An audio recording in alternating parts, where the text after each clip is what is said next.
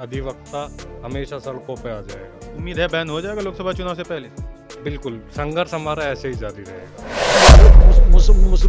Mughal period में भी, अंग्रेजों के पीरियड में भी, उससे पहले जो आए आ रही है उनके पीरियड में भी। क्यों नहीं होगा भाई? आप देख सकते हैं जहां ईवीएम बनती हैं वहीं उन लोगों ने सबसे पहले अपने देश में बैन किया है। मरने के लिए जहां युद्ध चल रहा है, देश के लोगों का रजिस्ट्रेशन करा के बेरोजगारी के नाम पे भेज रहे हो और कह रहे दूसरी तरफ प्रधानमंत्री कहता है हम तो 5वीं अर्थव्यवस्था हो गई देश में। भाई अर्थव्यवस्था कहाँ से हो गए?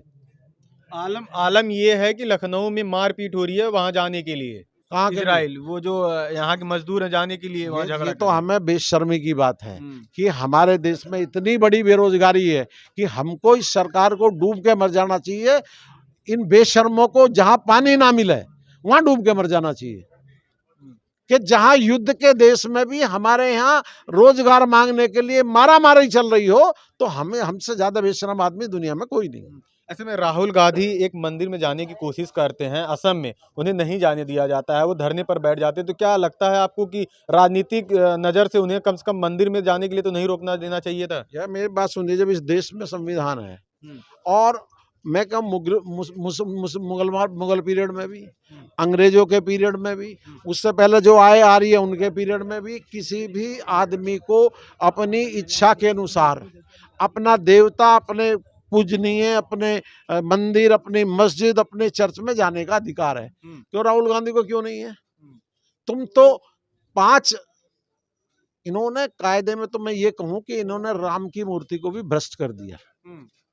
किसी भी मूर्ति के लिए उनकी पत्नियां होनी जरूरी हैं। 5 आदमी थे ना वो, अच्छे थी किसी की पत्नी? क्या हिंदू हैं आप? बता दें। एक जो 6 लोग थे उनमें किसी की पत्नी है? एक पत्नी थी तो अपने पति को नहीं लेगी। उसके पति ने, मैं नाम नहीं लेना चाहता, उसके पति ने 6 साल पहले कहा कि मेरी पत्नी मेरे कंट्रोल से बाहर निकल गई है, मुझसे नहीं मिलती है। नहीं, मैं नाम लेना चाहता संवैधानिक पदों पे। ऐसे लोग हैं। फिर वे कहेंगे राम को तो हम लेकर आए। अरे उंगली चला के दिखा रहे हैं। राम इतना छोटा सा, ये इतने बड़े हो गए हैं। धर्म का अपमान हुआ है।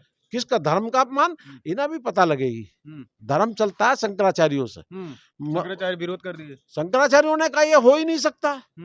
हमने भाई ये तो राम का जो करना था, आप 6 महीने बाद भी तो कर सकते थे। रामनवमी पे हम भी कर लेते। हम क्या उससे बात कर लेते? राम कहीं भग रहे हैं? हमारा राम घट घट में है, हर जीव में है। मुसलमान में भी है, भैंस में भी है, गाय में भी है। हमारा राम तो वो है। हम में राम, तुम में राम, कड़ में राम। हमारा राम जी तो सब जगह है। इनका राम कहीं अकेला कहीं रहता हो तो भैया उसके राम का तो हमें पता नहीं ना, उस राम को जानते। विपक्ष कह रहा है राम आ रहे थे, लेकिन वहाँ जो होर्डिंग्स लगे हुए थे उसमें बड़े बड़े जो है दिखाया जा रहे हैं कि नरेंद्र मोदी जी दिख रहे हैं, कहीं कहीं राम दिख रहे हैं। तो राम कैसे आ रहे थे? नहीं, 2 लोगों के बीच में है राम। और ये कह रखे साले भगेगा तो मारेंगे। एक प्रधानमंत्री और एक तड़ीपार के हाथ में 2 के पोस्टर लगे। एक तरफ तड़ीपार है, एक तरफ प्रधानमंत्री। गृह मंत्री हैं हमारे देश। तो इससे क्या फर्क पड़ गया? सुप्रीम कोर्ट की रूलिंग आप खत्म कर देंगे क्या? ये तो दुर्भाग्य है। ये इस देश का दुर्भाग्य है कि जिसको सुप्रीम कोर्ट ने तड़ीपार किया वो गृह मंत्री है तो है। मैं क्या कर सकता हूं? मानना तो पड़ेगा, लेकिन दुर्भाग्य नहीं है। एक तरफ वो है, एक तरफ वो है, बीच में राम है। क्या राम भगरा कहीं पकड़ के बैठना चाहते हैं राम को? राम तो घट घट में है, राम हर प्राणी में है, राम हर जीव में। कुत्ता घूम रहा है। राम की नैया से 24 को पार करना चाहते हैं क्या? ये गलत फहमी है इनको। यही राम इनसे बदला लेगा, समय आने दो, आप देखिए। ये राम इनसे बदला लेगा, समय आप आने दीजिए। अच्छा, ये ईवीएम को लेकर के जो आप लोगों की आंदोलन चल रही है, एक तरीके से आप लोगों ने आंदोलन छेड़ी है, तो क्या लगता है ईवीएम बैन हो जाएगा? बिल्कुल, ईवीएम जब तक बैन नहीं होगा हम सबका संघर्ष ऐसे ही जारी रहेगा। और ईवीएम बैन क्यों नहीं होगा भाई? आप देख सकते हैं जहां ईवीएम बनती हैं वहीं उन लोगों ने सबसे पहले अपने देश में बैन किया है और वो खुद बैलेट पेपर पे आए हैं। तो इंडिया में तो वैसे भी हम लोग कहते हैं कि भाई सीधा निष्पक्ष चुनाव हो, तो निष्पक्ष चुनाव क्यों ना हो भाई? आप ईवीएम हटाएं, बैलेट पेपर लाएं, निष्पक्ष चुनाव तो सीधा सीधा खुद हो जाएगा। अगर ये मांगे पूरी नहीं होती हैं तो अगला कदम क्या होने वाला है? हमारा संघर्ष ऐसे ही जारी रहेगा और अधिवक्ता हमेशा सड़कों पे आ जाएगा। उम्मीद है बैन हो जाएगा लोकसभा चुनाव से पहले।